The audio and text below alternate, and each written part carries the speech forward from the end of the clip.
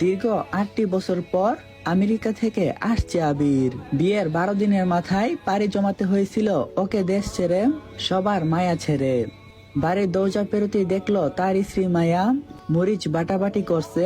হঠাৎ একটা ছোট্ট বাচ্চা আম্মু আম্মু বলে পিছন থেকে শাড়ির আঁচল ধরে ডেকে উঠে মায়াকে। আবির থমকে যায়।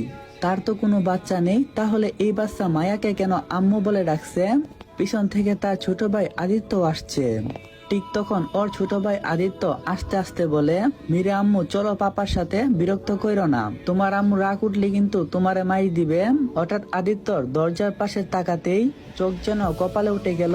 পর মুহূর্তে চিৎকার করে দৌড়ে এসে আবিরকে জড়িয়ে ধরে বলে, আম্মু আব্বু ভাবি দেখো কে এসেছে। ভাইয়া কেমন আছিস তুই? তোর তো ফ্লাইট কালকে ছিল, আজকে কিভাবে আসলি? আদিত্যর কথা আবির শুনলেও কোনো জবাব দিতে পারলো না। সবাইকে মিথ্যা বলেছে যে সে কালকে আসবে, কিন্তু একদিন আগে চলে এসে সবাইকে সারপ্রাইজ দেওয়ার জন্য। আজকে সারপ্রাইজ দিতে এসে যে এমনটা হয়ে যাবে সে কখনো কল্পনাও করেনি। আবির এই 8 বছরে বহুবার চেষ্টা করেছে দেশে আসার, কিন্তু পরিবারের আর্থিক অবস্থা খারাপ হওয়ার কারণে সে চাইলেও দেশে আসতে পারলো না। নিজের বেতনের 80% টাকা মায়ের কাছে পাঠিয়ে দেয়, নিজের খরচ অল্প স্বল্প রাখত। দিন শেষে তার চলতে কষ্ট হয়, একমাত্র যারা প্রবাসী আছেন তারাই বুঝতে পারবেন। যখন মোবাইলের স্ক্রিনে মা ভাই বাবা বোন আর নিজের সহধর্মিনীর মুখটা ভেসে উঠে, তখন নিজের ক্লান্তি আর এত এত অভিযোগ জীবন থেকে যেন মুছে যায়। কিন্তু তাদের চাহিদা কোনো শেষ ছিল না। মাসে এত এত টাকা, তাও তাদের মাস শেষে সংসার চালাতে নাকি কষ্ট হতো। সংসারের কথা পরিবারের সবার কথা ভেবে আর আসেনি। তার টাকা দিয়ে সংসার চলে। ছোট ভাই আদিত্য এখন মাস্টারে পড়ছে, ছোট বোন তুলি ইন্টার পাস করছে।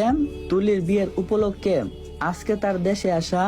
তারই মধ্যে রুবিনা বেগম দৌড়ে আসেন, আমার আবির কেমন আছিস বাবা তুই? তোর আসতে কোনো কষ্ট হয়নি তো? বৌমা আমার ছেলেকে ঠান্ডা শরবত দাও।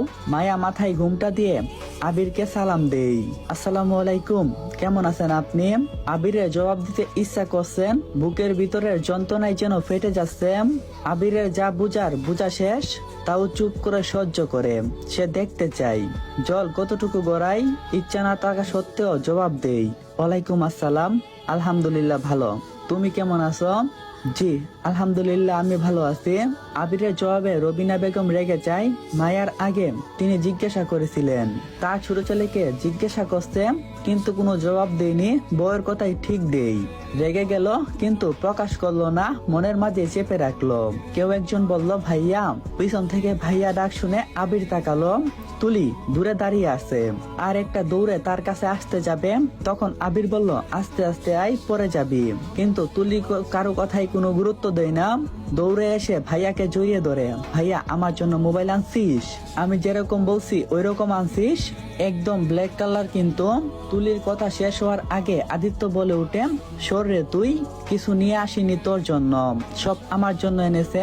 ভাইয়া আমি যেটা বলছি সেটা নিয়ে এসেছো তো, নাকি আনো নাই? না আনলে কিন্তু আমি রাগ করব।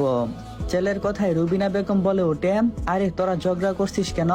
আবির সবার জন্য সবকিছু নিয়ে এসেছে, তাই না আবির? কিরে মনে আছে তো মায়ের জন্য কানের দুলের কথা? এখানে বাহিরের দেশের স্বর্ণের অনেক দাম, তোর এখানে তো একটু কম, তাই না? তাই তোকে বাবা নিয়ে আসতে বলছিলাম, আনছিস তো বাবা? আবির এত বছর পর বিদেশ থেকে এসেছে, প্রায় 8 বছরের কাছাকাছি।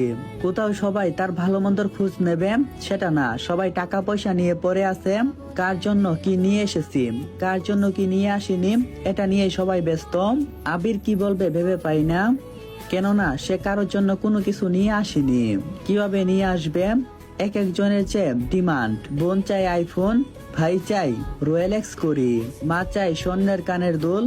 কম টাকা তো লাগবে না এগুলোর জন্য। নিজের কাছে যা অল্প স্বল্প ছিল 2 মাস আগে মাকে দিয়ে দিয়েছিল জমি নেওয়ার জন্য। তুলি নেকামিশরে বলে উঠে, ভাইয়া তুমি আমার জন্য ফোন নিয়ে আসুনি কেন? কত করে বললাম, সামান্য বোনের এই আবদারটা রাখতে পারলা না? বোনের কথাই আবির নির্বাক চোখে তাকাই।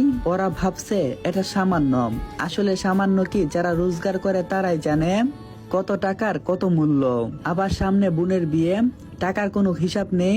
তাই বাড়তি কাজ করে কিছু টাকা বাঁচিয়ে রেখেছিলাম, কারোর জন্য কোনো কিছু নিয়ে আসিনি। একমাত্র বোনের বিয়ের কথা ভেবে কাজের টাইম শেষ হয়ে যাওয়ার পরও টুকটাক কাজ করতো, নয়তো নিজের ঋণের বোঝা যে আবারও তাকে বইতে হবে। তুলির অভিযোগ শেষ হতেই আদিত্য বলে, ভাইয়া তোকে তো কত করে বলছিলাম আমাকে একটা রয়্যালেক্স ঘড়ি গিফট করার জন্য, তুই নিয়ে আসলি না। ওদের কথা না হয় বাদ দিলাম, আমি তো তোর মা, আমার জন্য কোনো কিছু নিয়ে আসছিস না? মুখ বার করে কথাটা বললেন রুবিনা বেগম। আবির অসহায় চোখে সবার দিকে তাকালো। আবির ভেবে পায় না নিজের অর্ধেক জীবন সে কাদের জন্য গাদার খাটুনি খাটলো, মাথার গাম ফায়ে পেলে টাকা রোজগার করছে, মাসে মাসে টাকা দিয়েছে বাসায়, তারা ঘরে বসে বসে শুধু টাকার হিসাবই করছে। কিন্তু সেই টাকাগুলো কত কষ্টের বিনিময়ে যে ইনকাম করছি একমাত্র যারা প্রবাসী ভাইরা আছে তারা জানে। কিছু একটা মনে করে আবির মায়ের দিকে তাকায়।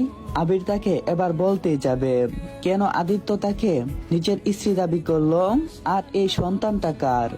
8 বছর বাহিরে থাকার কারণে কি মায়া আদিত্যকে বিয়ে করে নিল?